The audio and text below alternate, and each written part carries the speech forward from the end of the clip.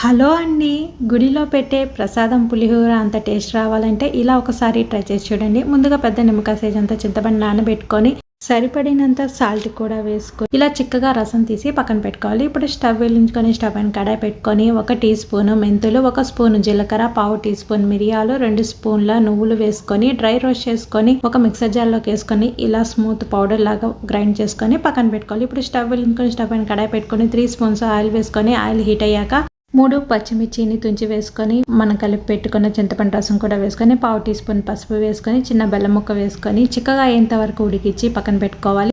ఇప్పుడు స్టవ్ వెలిగించుకొని స్టవ్ పైన కడాయి పెట్టుకొని 3 స్పూన్స్ ఆయిల్ వేసుకొని ఆయిల్ హీట్ అయ్యాక ఒక గుప్పెడు పల్లీలను కూడా వేయించి పక్కన పెట్టుకోవాలి. ఇప్పుడు అదే ఆయిల్లో 4 ఎండుమిర్చి, పోపు దినుసులు, కొద్దిగా కరివేపాకు వేసుకొని ఫ్రై చేసుకున్నాక కొద్దిగా ఇంగు కూడా వేసుకొని పావు టీ స్పూన్ పసుపు వేసుకొని ఫ్రై చేసుకొని పక్కన పెట్టుకోవాలి. ఇప్పుడు ఉడికించుకున్న అన్నంలో మనం గ్రైండ్ చేసుకున్న మసాలా కూడా ఒక 2 స్పూన్స్ వేసుకొని మనం ఉడికించుకున్న చింతపండు గుజ్జును కూడా వేసుకొని పోపును కూడా వేసుకొని మొత్తాన్ని బాగా కలుపుకున్నాక ఫ్రై చేసుకున్న పల్లీలను కూడా వేసుకొని అంతటిని ఒకసారి కలుపుకుంటే టేస్టీగా ఉండే temple style pulihora ready. Thanks for watching.